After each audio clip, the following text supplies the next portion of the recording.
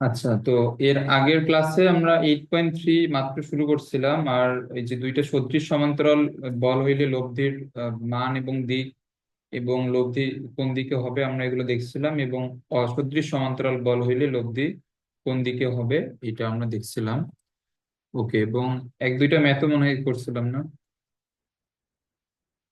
হ্যাঁ, আমাদের এই কয়েকটা ম্যাথও করা হয়েছে। ওকে, এখন ওই সেম থিওরির উপরে ভিত্তি করে এখন এই ম্যাথ গুলা। আচ্ছা, এখন বলছে যে 4 মিটার দীর্ঘ এবং 15 কেজি ওজনের এবি একটি সমরূপ তক্তা। আচ্ছা, এখন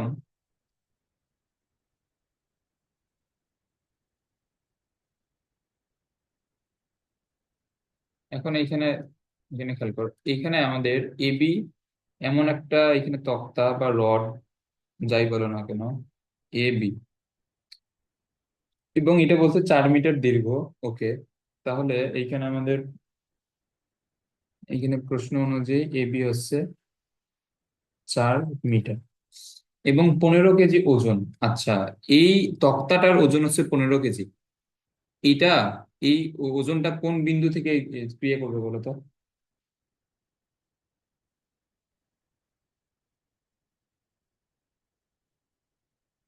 এই ওজনটা কোন বিন্দু থেকে ক্রিয়া করবে, এই তক্তার যেটা ওজন? বলো, সহজ জিনিস তো।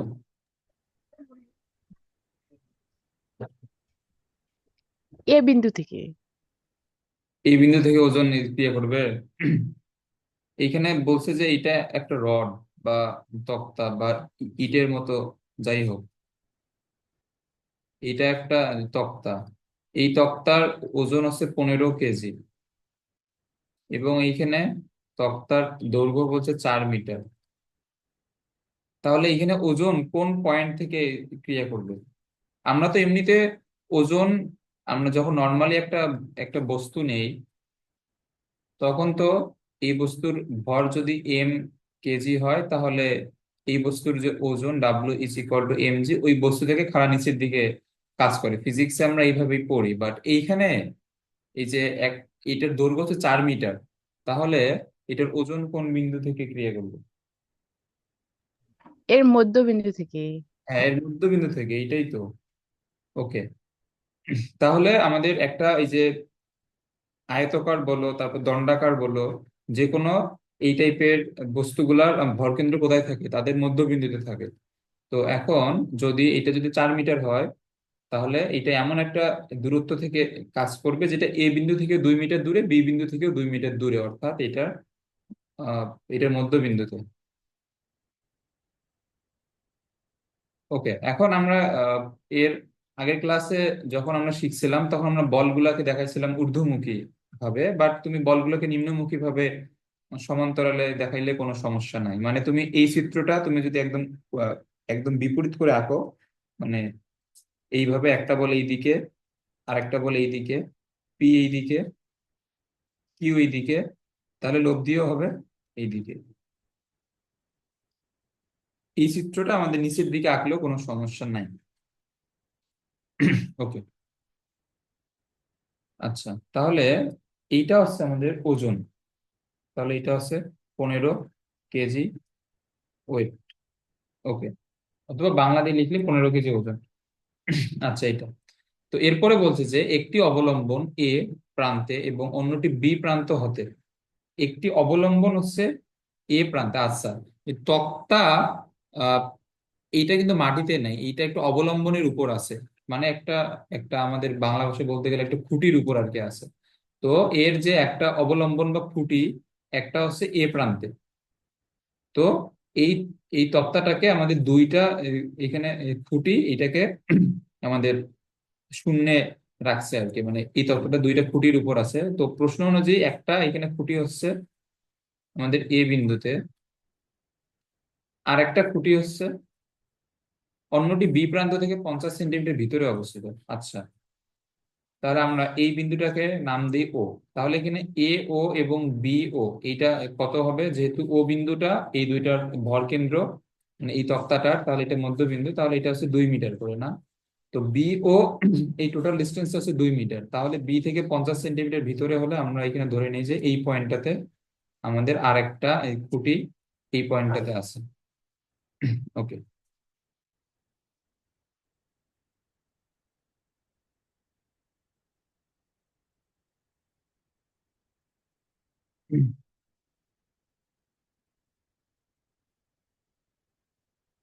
এই চিত্রটা এটা বুঝছো আশা করি। আচ্ছা, এখন আমরা একটা একটা খুঁটির এইরকম দুইটা খুঁটির উপর যদি আমরা তক্তাগুলো রাখি, তো ওই তক্তা তো আমাদের মাটিতে পড়ে যায় না। তো এখন আমাদের এমনিতে বাস্তব জীবনের কেসগুলো আমরা যদি বাদ দেই, আমরা যদি এমনিতে এখানে ভেক্টর নিয়ে যদি চিন্তা করি, তাহলে এই যে আমাদের এই পয়েন্টটাতে মানে এ বিন্দুতে যে এখানে খুঁটিটা আছে এবং বি থেকে বি 50 সেন্টিমিটার ভিতরে অর্থাৎ সি বিন্দুতে যে যে এখানে খুঁটি বা আমাদের অবলম্বন গুলো আছে, এদের বল তক্তার উপর কোন দিকে প্রয়োগ করতে হবে এই বলতো, যাতে এই তক্তাটা এখানে সাম্যাবস্থায় থাকে অথবা স্থির অবস্থায় থাকে। এই বলগুলো কোন দিকে ক্রিয়াশীল হইতে হবে? এগুলা কি ঊর্ধ্বমুখী হবে নাকি নিম্নমুখী হবে? ঊর্ধ্বমুখী। হ্যাঁ, এগুলো অবশ্যই ঊর্ধ্বমুখী হইতে হবে, কারণ এর ওজন হচ্ছে নিচের দিকে ক্রিয়াশীল। আর এখন আমরা তো তক্তার এখন এই যে মানে সরি, তক্তা না, মানে আমাদের খুঁটিগুলার বলও যদি নিম্নমুখী হয়, তো নর্মালি তো এই খুঁটি দ্বারা তো নিম্নমুখী বল প্রয়োগ করা সম্ভব না, বাট আমরা যদি এখানে ধরে নিই যেখানে কোনো খুঁটি নাই, অবলম্বন নাই, তাহলে এই তক্তাটাকে এইখানে স্থির অবস্থায় রাখতে হলে এ এবং সি বিন্দুতে অবশ্যই এর যে ওজনের বিপরীত দিকে বল প্রয়োগ করতে হবে। তাহলেই তো এ স্থির অবস্থায় থাকবে। এটা বুঝছো আশা করি।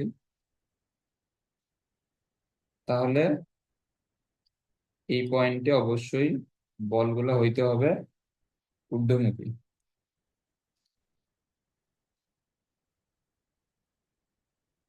আচ্ছা,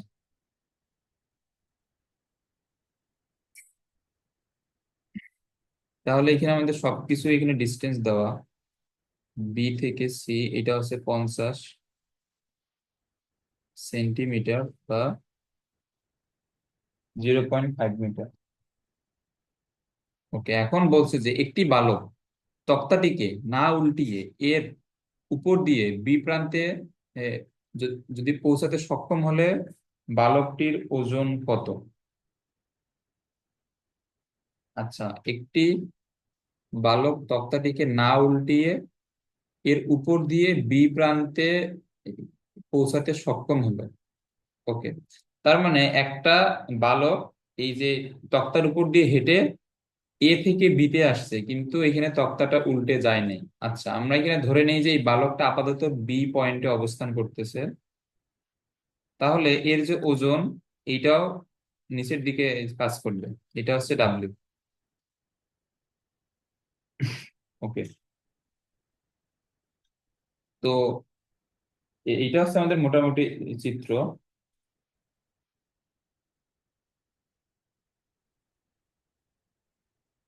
উম আচ্ছা, এখন এই তক্তাটা না উল্টানোর শর্ত কি হইতে পারে বলো তো দেখি।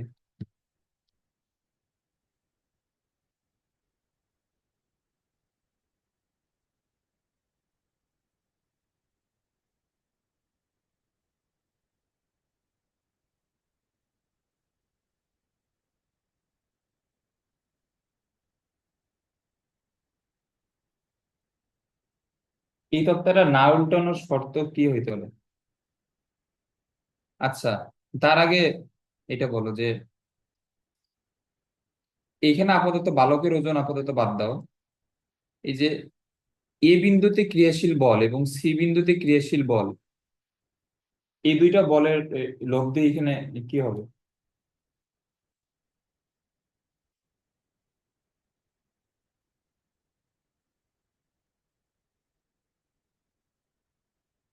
আচ্ছা, এখন আপাতত এখানে বালক নাই, এটা আপাতত ধরে নাও। এটা এটা বুঝতেছো না যে একটু আগেই তো বললাম যে এই তক্তাটাকে আমরা যদি ভেক্টর দিয়ে যদি এখানে চিন্তা করি, তাহলে এই তক্তাটাকে স্থিরভাবে রাখার জন্য এ এবং সি বিন্দুতে এর বিপরীত দিকে, মানে তার তক্তাটা যেটা ওজন, তার বিপরীত দিকে বল ক্রিয়াশীল থাকতে হবে।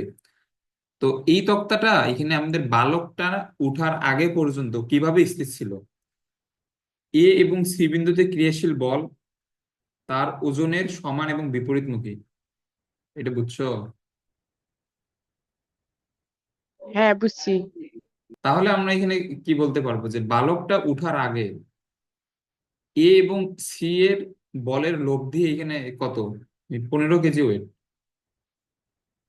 এটা বুঝছো? বুঝছি। ওকে। আচ্ছা, এখন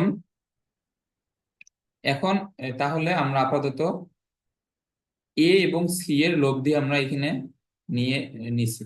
আচ্ছা, এখন এখানে আমাদের বি প্রান্তে আরেকটা ওয়েট আছে। তো এখন এই তক্তাটা যদি না উল্টাইতে চায়, সেই ক্ষেত্রে তার ওজনটা, সরি, এই তক্তাটা এখন দেখো, এখন আমাদের এখানে বল আছে কয়টা? এখন আমাদের বল আছে এই দিক বরাবর একটা 15 কেজি ওয়েট, আর এই প্রান্তে হচ্ছে একটা ডাব্লিউ, এটা হচ্ছে বি প্রান্ত, এটা হচ্ছে ও প্রান্ত, আর এই বরাবর একটা আমাদের খুঁটি আছে না? এই যে এখানে সি বিন্দুতে কিন্তু একটা খুঁটি ছিল। ওকে। তো এখন বলো, এখন আমাদের এ প্রান্ত বাদ, কারণ আমরা ওইটা এখানে হিসাব করে নিছি, এবং আমাদের সি প্রান্তেও কিন্তু এখন কোনো বল নাই, কারণ আমরা ওই এ এবং সি এর বলের লব্ধি তো আমরা অলরেডি লিখছি 15 কেজি ওয়েট। এটা বুঝছো? আমাদের এই যে এখানে দ্বিতীয় কেজে কিন্তু সিতে কোনো আপাতত বল নাই। এটা বুঝছো? বুঝছি। আচ্ছা, কিন্তু এখানে আমাদের খুঁটিটা তো আছে, আমরা এখানে ধরে নেবো যে এখানে খুঁটিটা আছে। ওকে। তো এখন এখন এটা বলো যে ডাব্লিউ এবং 15 কেজি ওয়েটের লব্ধি যদি সি বিন্দুতে এইটার বিপরীত দিকে কাজ করে, তখনই তক্তাটা এখানে সাম্যাবস্থায় থাকবে। এটা বুঝছো? হুম, বুঝছি। ওকে। তাহলে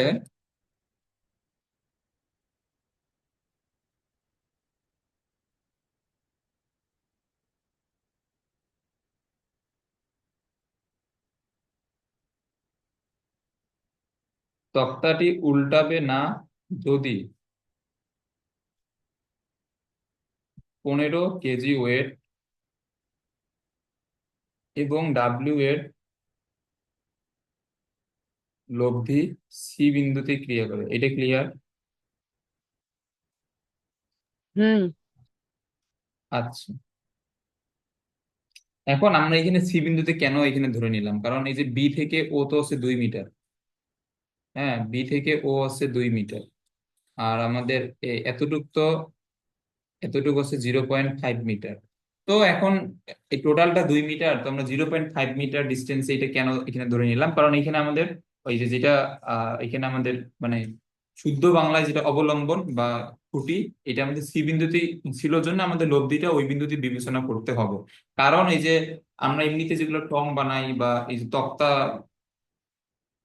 এই টাইপের যেগুলো আমাদের স্ট্রাকচার আছে আর কি, ওইগুলাতে তোমার মানে ম্যাক্সিমাম ভর সহ্য করার ক্ষমতাটা এখানে কার থাকে? খুঁটিটার তো থাকে না। এখানে অন্য কোনো পয়েন্ট হলে তো সেটা ভেঙে পড়বে। এটা বুঝছো? হ্যাঁ, বুঝছি।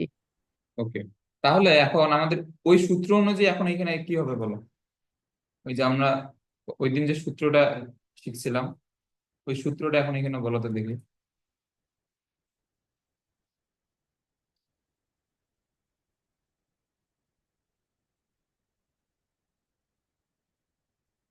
এ, সূত্রটা মনে আছে? হ্যাঁ, আছে। আচ্ছা, বলো দেখি যে এখানে এখানে সূত্রটা লিখলে কি হবে।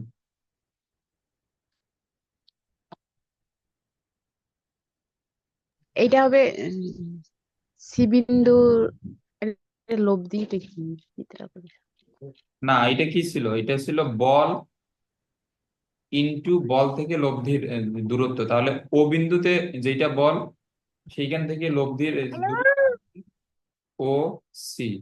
তারপর আরেকটা বল হচ্ছে ডাব্লিউ, এবং ডাব্লিউ থেকে সি বিন্দুর দূরত্ব হচ্ছে বি সি, এটা না? তাহলে এখানে 15 ও সি এইখানে কত হবে? 1.5 মিটার না?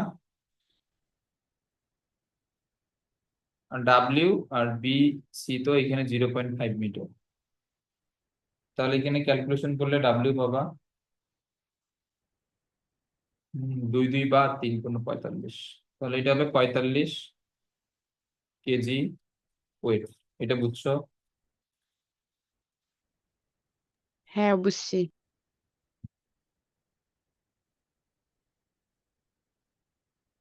আচ্ছা, এখন বলছে 12 কেজি ও 8 কেজি মানের দুইটি সদৃশ সমান্তরাল বল যে কোনো কঠিন বস্তু যথাক্রমে এ এবং বি বিন্দুতে ক্রিয়া করছে।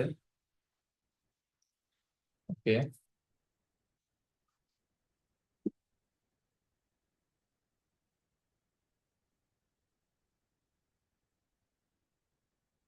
এটা একদম সহজ একটা ম্যাথ।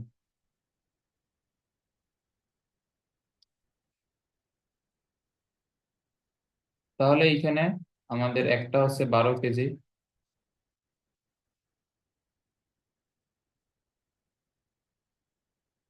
আর একটা হচ্ছে 8 কেজি, মানের দুইটি সদৃশ সমান্তরাল বল কোনো কঠিন বস্তুর, একটা ক্রিয়া করছে এ বিন্দুতে আর একটা বি বিন্দুতে। তাহলে এটার লব্ধি আমরা এখানে ধরলাম যে সি বিন্দুতে।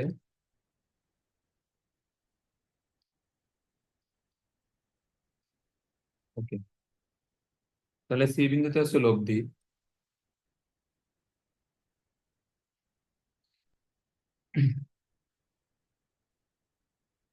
ওকে, তো এখন এটা হচ্ছে আমাদের লব্ধি। তাহলে এখানে সূত্র কি হবে? 12 × এ থেকে সি, 8 × বি থেকে সি। ওকে, এখন এখান থেকে কিভাবে বের করে আমরা এগুলো দেখছিলাম। আচ্ছা, এখন আমাদের এবি এর টোটাল মানটা এখানে দেয়া নাই। আচ্ছা, এখানে যেহেতু দেয়া নাই আমরা ওইভাবেই করি, সমস্যা নেই। ওকে, এখন দেখো, এখন হচ্ছে বি সি /এ সি, তাহলে এটা হবে 12/8। এবং আমরা ওই দিন এগুলা শিখছিলাম যে এখানে লবে লবে গুণ করা যায় এবং হরে হরে গুণ করা যায়, তাই না? হ্যাঁ। হুম। আচ্ছা, এটাকে তুমি এইভাবেও গুণ করতে পারো, শুধু মানে শুধু যোজন করলেও হবে, অথবা শুধু বিয়োজন করলেও হবে। যেমন এই রেশিওটা, না, এটা আমাদের রেশিও আকারে লিখলে এটা, এটা দেখো, আমরা যদি এটা রেশিও আকারে লিখতে চাই তখন এটা হবে একরকম। আচ্ছা, আমি দেখাচ্ছি এটা দেখো। অথবা আমরা যদি শুধুমাত্র যোজন করি তাও কিন্তু হবে। মানে এখন তুমি এখানে যোজন করলে দুই দিকেই যোজন করা লাগবে আর কি। তাহলে এটা হবে 12 + 8 / 8। আমরা এখানে কি করছি? এখানে শুধুমাত্র যোজন করছি। তাহলে বি সি থেকে এসি, এটা হচ্ছে এ বি, মানে আমাদের টোটাল ডিস্টেন্সটা। এখানে হচ্ছে এসি, এখানে 20/8, 4 দ্বারা ভাগ করলে 5/2। তাহলে এ সি এটা হচ্ছে 2 × 5, না সরি, কি বলতেছি, এটা হবে 2/5 × এ বি। এটা বুঝছো? হুম, বুঝছি। ওকে, এখন যদি এখানে আমাদের এবি এর এক্সাক্ট ভ্যালুটা, মানে এই টোটাল ডিস্টেন্সটা যদি দেয়া থাকতো, তখন আমরা মানে এক্সাক্ট ভ্যালু বের করতে পারতাম আর কি, যে লব্ধি এ বিন্দু থেকে কত একক দূরে ক্রিয়াশীল। যেহেতু প্রশ্নে এটা দেয়া নাই, তো এখানে এবি রেখে দিব, আর যদি প্রশ্নে যদি দিয়ে দেয় তাহলে এখানে জাস্ট মান বসায় এটা বের করলেই হবে। ওকে, এখন তুমি চাইলে এখানে আরেকটা চিত্র আঁকতে পারো, অথবা তুমি যদি একই চিত্রে আঁকতে চাও তখন এটা কি হবে? আচ্ছা, এখন তো এখানে 12 কেজি এবং 8 কেজি, তাহলে লব্ধি অবশ্যই 12 কেজির একটু একটু বেশি, এখানে কাছাকাছি ক্রিয়াশীল। এখন খেয়াল করো এখানে,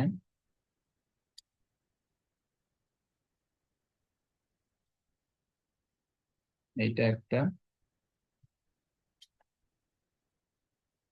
এইটা একটা, তাহলে এখন বলছে এরা যদি স্থান পরিবর্তন করে, এখানে আসবে 8 কেজি, এইখানে আসবে 12 কেজি, এ এবং বি, এখানে বিন্দুগুলো সেমই আছে, তাহলে লব্ধি এখন এই দিক থেকে 12 কেজির কাছাকাছি চলে যাবে।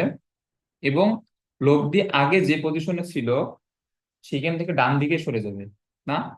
এখন তুমি চিত্র তুমি যেভাবে আঁকো, এখন তুমি যদি পূর্বের চিত্রে এখানে 12 জায়গায় 8 দাও এবং 8-এর জায়গায় 12 দাও, তাহলে লব্ধি বাম দিকে সরে আসবে। আর এখন আমি যেভাবে আঁকছি সেইখান থেকে বোঝা যাচ্ছে লব্ধি ডান দিকে সরে যাবে। এটা বুঝছো? হুম, বুঝছি। ওকে।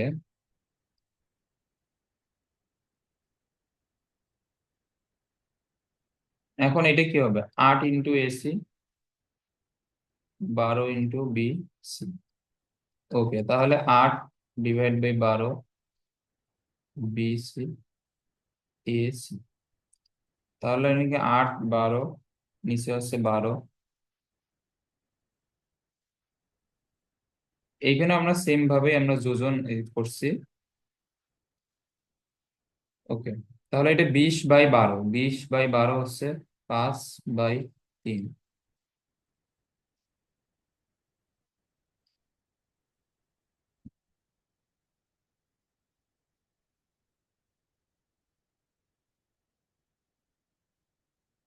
এটা হবে 3/5, না?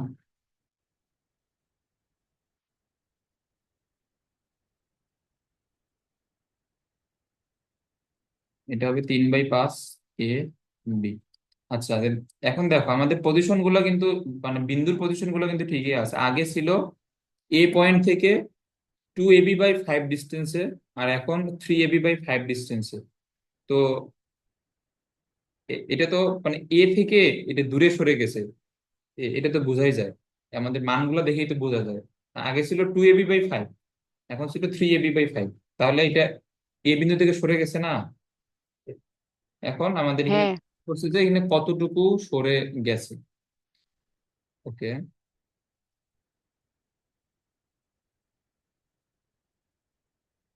তাহলে আমরা লিখবো লব্ধি এ বিন্দু থেকে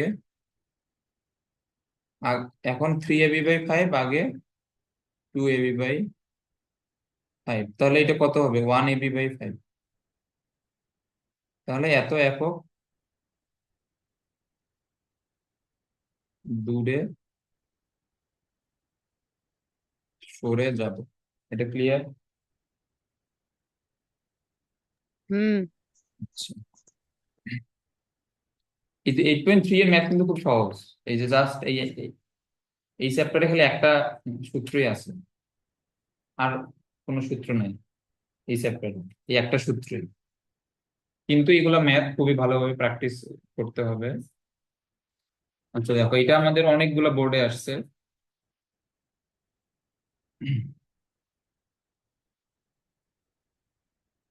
আচ্ছা, কোন অনড় বস্তুর এ এবং বি বিন্দুতে যথাক্রমে ক্রিয়ারত দুইটি সমমুখী সমান্তরাল বল পি এবং কিউ, যেখানে P is greater than Q এর পরস্পর অবস্থান বিনিময় করলে দেখা যায় যে লব্ধির ক্রিয়াবিন্দু এবি বরাবর ডি একক সরে যায়। তাহলে এইটা আমাদের ডি সমান, এখানে দেখাইতে বলছে এত। ওকে, সেম ম্যাথ কিন্তু এখানে আমাদের, এখানে বলে দিয়েছে কিন্তু ডি একক সরে যায়, তো ডি এর মানটা এখানে বের করতে বলছে।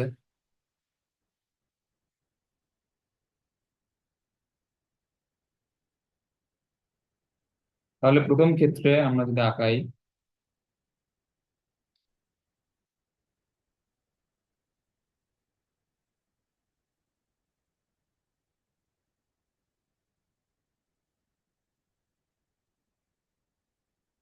তাহলে এখানে আছে পি, এখানে হচ্ছে কিউ, এ বি। আচ্ছা, তাহলে আমরা এখানে প্রথম ক্ষেত্রে লব্ধির যে অবস্থান এটা আমরা ধরে নিলাম সি। ওকে, তো এখানে সি হচ্ছে লব্ধি। এগুলো লিখতে হবে, কিন্তু বাংলা ভাষায় লিখতে হবে যে এ বিন্দুতে পি এবং কিউ বিন্দুতে এইখানে দুইটি সমমুখী সমান্তরাল, সরি, এ বিন্দুতে পি এবং বি বিন্দুতে কিউ দুইটি সমমুখী সমান্তরাল বল ক্রিয়াশীল, তাদের লব্ধি মনে করি সি বিন্দুতে এদের সমান্তরালেই ক্রিয়াশীল। এগুলো লিখতে হবে। তাহলে অতএব আমরা এখানে কি পাবো, বলটা হচ্ছে পি আর ডিস্টেন্সটা হচ্ছে এসি কিউ আর হচ্ছে যে বি সি। ওকে।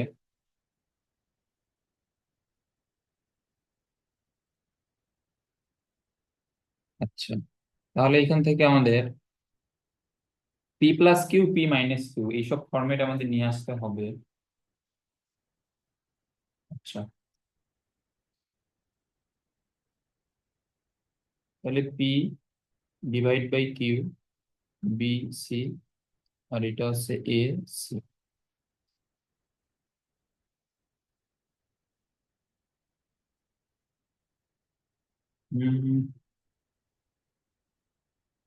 ওকে, তো এখন আমরা যদি এখানে যোজন করি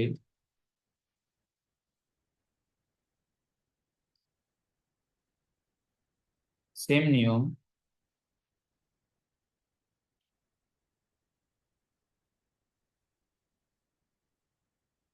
তাহলে এখানে আসতেছে আমাদের এ বি আর এইখানে এ সি।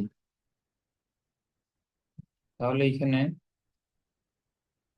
এসি সমান কি আসতেছে, কিউ এইটা ইন্টু এ বি। এটা তো বুঝছো, সেম ম্যাথ আমরা যেটা একটু আগে যেটা করলাম ওইটাই।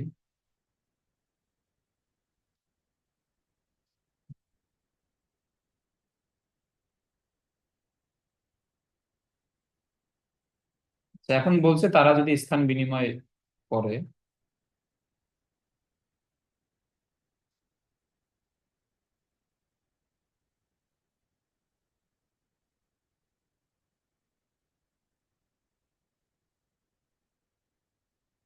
আচ্ছা, এখন এখানে চারটা আঁকানোর রিজন হচ্ছে এটা একটু বলতেছি। আচ্ছা, মাঝখানেরটা এখানে আঁকানোর যদি দরকার ছিল না, আমরা এখানে জাস্ট একটা পয়েন্ট হিসেবে রেখে দিই। এটা এ পয়েন্ট, এটা বি পয়েন্ট, আর আমাদের প্রথম ক্ষেত্রে এটা ছিল সি পয়েন্ট। আচ্ছা, এখন যদি পি আসে এখানে, কিউ আসে এখানে, এখন যে আগে যেহেতু পি এখানে গ্রেটার দেন কিউ, তাহলে লব্ধি পি এর কাছাকাছি থাকবে। এবং এখানে দ্বিতীয় ক্ষেত্রে কিন্তু লব্ধি পি এর কাছাকাছি থাকবে, এবং আমরা আগের ম্যাথেই তো এটা বুঝলাম যে লব্ধি ডান দিকে সরে যাবে, আমরা চিত্র যেভাবে আঁকছি। তো এখন আমরা ধরে নিলাম যে লব্ধি ডি বিন্দুতে আসছে, লব্ধি ডি বিন্দুতে আসছে। তাহলে আমাদের প্রশ্ন অনুযায়ী, প্রশ্নে যে বলছে লব্ধি এবি বরাবর ডি একক সরে যায়, তাহলে এখানে ডি একক এখানে কোনটা হবে, সি ডি, এই ডিস্টেন্সটাই তো আমাদের এই যে প্রশ্নে যে বলছে স্মল ডি, এটা হবে না? এটা বুঝছো? বুঝছি। ওকে, তো এখন এইগুলা কিন্তু লিখতে হবে। আগে বাংলা ভাষায় লিখবা, তারপর ম্যাথ করবো। তাহলে এখন এখন তো সেম সূত্র। পি ইন্টু হবে বিডি, কিউ ইন্টু হবে এ ডি।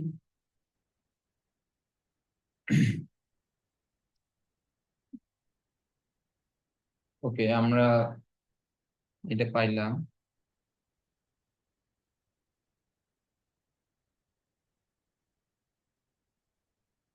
তাহলে সেম ভাবে এখানে পি ডিভাইড বাই কিউ।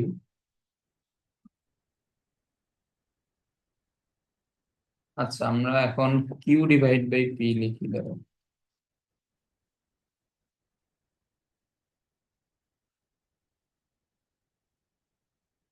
আমরা এখন লিখবো কিউ ডিভাইড বাই পি। তাহলে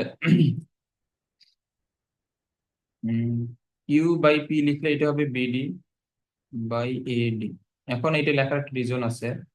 এখন আমরা যদি এখানে আবার যোজন করি,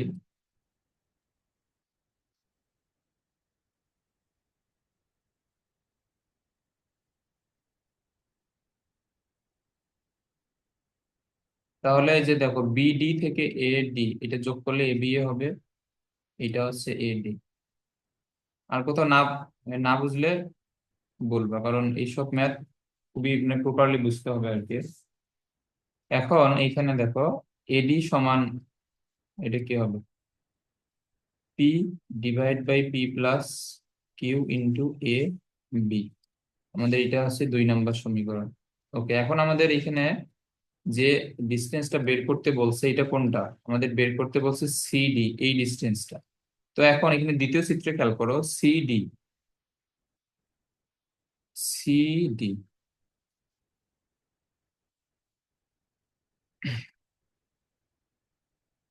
এই ডিস্টেন্সটা হচ্ছে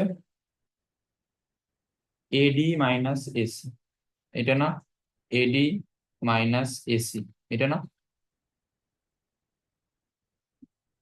ওকে, তো এখন এখানে খেয়াল করো, এডি সমান হচ্ছে P, P plus Q into A B minus, এই যে 1 নম্বর সমীকরণ থেকে এসি এর মান হচ্ছে Q, P plus Q into A B. তো এখন তুমি যদি এখানে এ বি এখানে তুমি যদি কমন নাও, তাহলে এখানে পি প্লাস কিউ হয়ে যাবে লসাগু, তাহলে এখানে থাকবে পি, এখানে থাকবে কিউ। এটা বুঝছো? বুঝছি। তো আমাদের এটাই হচ্ছে অ্যান্সার, যে এটা ডি একক এখানে সরে যায়, এটাই হচ্ছে অ্যান্সার। ওকে, তো এখন এটা তুমি একটা সূত্র হিসেবে মুখস্থ রাখতে পারো, বলতে গেলে শর্টকাট, যে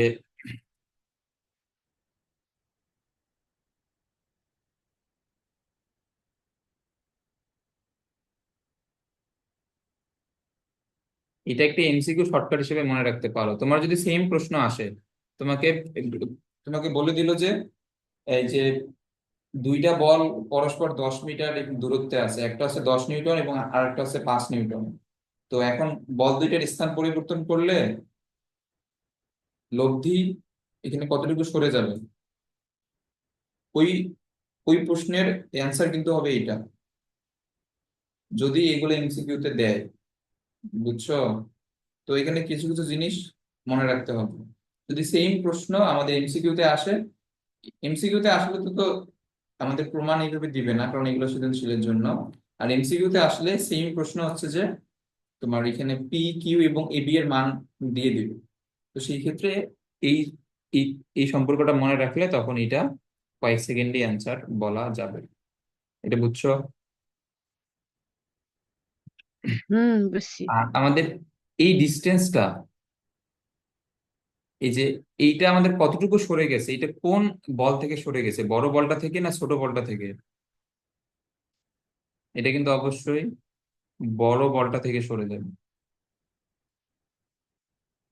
না, কারণ আমরা কিন্তু এখানে ডিস্টেন্স এখানে বের করছি এ থেকে কতটুকু সরে গেছে। তাহলে আমাদের এখানে প্রথম ক্ষেত্রে বড় বলের আহ, যে জায়গায় পজিশন ছিল ওই জায়গা থেকে এটা কতটুকু সরে গেছে। এটা বুঝছো? হ্যাঁ, বুঝছি।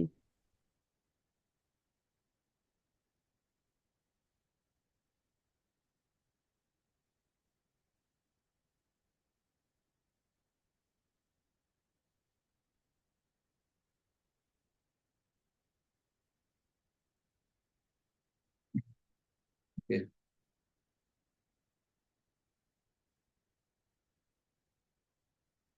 আচ্ছা, এরপরে এটা, এই প্রশ্নটা অনেকবার এখানে বোর্ডে আসছে এগুলা।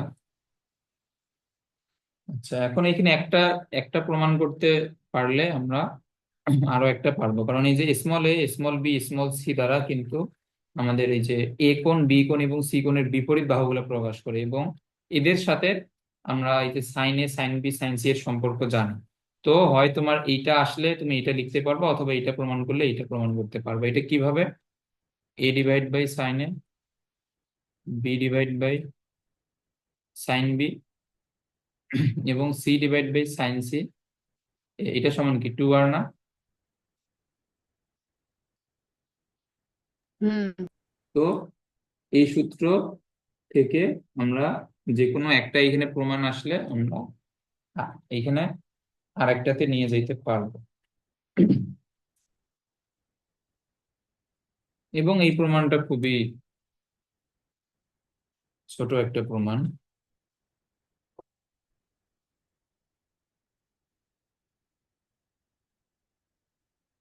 আচ্ছা, এ বি সি ত্রিভুজের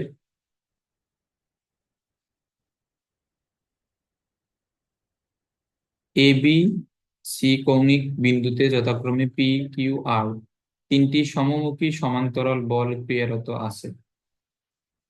তাদের লব্ধি ওই ত্রিভুজের অন্তঃকেন্দ্রে ক্রিয়ারত হলে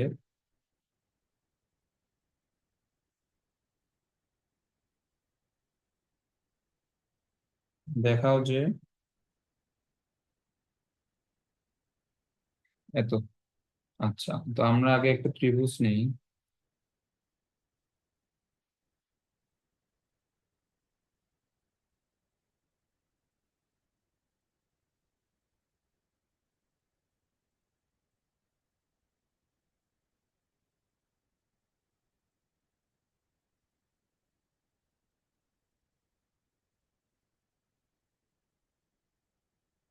ধরো,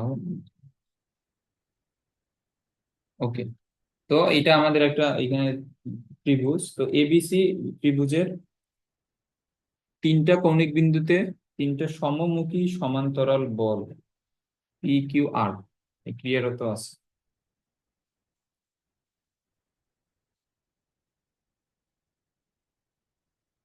ওকে, তো আমরা যদি এটা আঁকাই, ধরলাম যে, আচ্ছা আগে আমরা এখানে অন্তকেন্দ্রটা যদি এখানে নিয়ে নেই।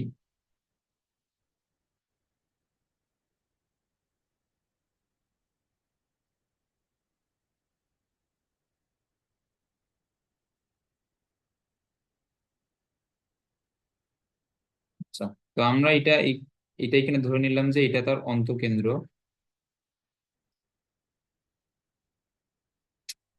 ধরো,